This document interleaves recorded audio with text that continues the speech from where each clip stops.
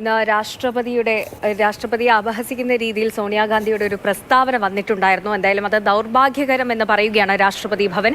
പ്രസംഗത്തിന്റെ ഒരു ഘട്ടത്തിലും രാഷ്ട്രപതി തളർന്നിട്ടില്ലെന്നും രാഷ്ട്രപതി ഭവന്റെ വാർത്താക്കുറിപ്പ്.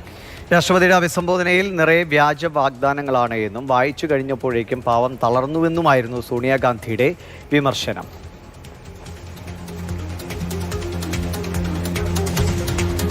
അനൂപ് ദാസ് വിവരങ്ങളുമായിട്ട്. അനൂപ്, സോണിയാഗാന്ധിയുടെ വിമർശനം വന്നതിന് പിന്നാലെ രാഷ്ട്രപതി ഭവൻ തന്നെ അതിലൊരു വിശദീകരണം നൽകുന്നു. ഇതൊരു രാഷ്ട്രീയ പോരായി മാറുന്നുണ്ടോ രാഷ്ട്രപതിയെ അപമാനിച്ചു എന്ന നിലയ്ക്ക്?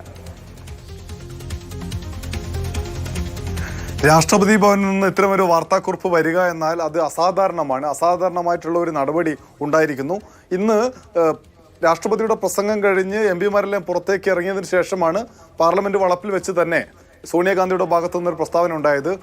രാഷ്ട്രപതിയുടെ പ്രസംഗം അഭിസംബോധന എങ്ങനെ ഉണ്ടായിരുന്നു എന്ന മാധ്യമപ്രവർത്തകരുടെ ചോദ്യത്തിന് പാവം ക്ഷീണിച്ചു പോയി പറഞ്ഞ് അവസാനിപ്പിക്കുമ്പോഴത്തേക്ക് വ്യാജ വാഗ്ദാനങ്ങളായിരുന്നു ആ പ്രസംഗം നിറയെ എന്നായിരുന്നു സോണിയാഗാന്ധിയുടെ പ്രസ്താവന. എന്നാൽ ഈ പ്രസ്താവന വന്ന് തൊട്ടടുത്ത സമയങ്ങളിൽ തന്നെ BJP എംപിമാരാണ് സോണിയാഗാന്ധി മാപ്പ് പറയണം, അവഹേളിച്ചിരിക്കുന്നു രാഷ്ട്രപതിയെ എന്ന് ചൂണ്ടിക്കാട്ടിക്കൊണ്ട് രംഗത്ത് വന്നത്.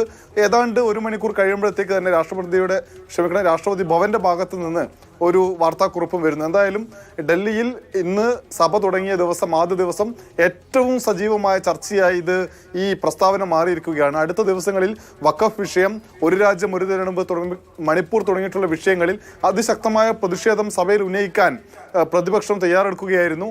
അങ്ങനെ അവർ ഉന്നയിക്കുന്ന സമയത്ത് എതിരാളികൾ അല്ലെങ്കിൽ എതിർപക്ഷത്ത് നിന്ന് ഭരണപക്ഷത്തിന്റെ ഭാഗത്ത് നിന്ന് ഈ വിഷയത്തിൽ മാപ്പ് പറയണം സോണിയാഗാന്ധി എന്ന ആവശ്യം ഉയരാനിടയുണ്ട്.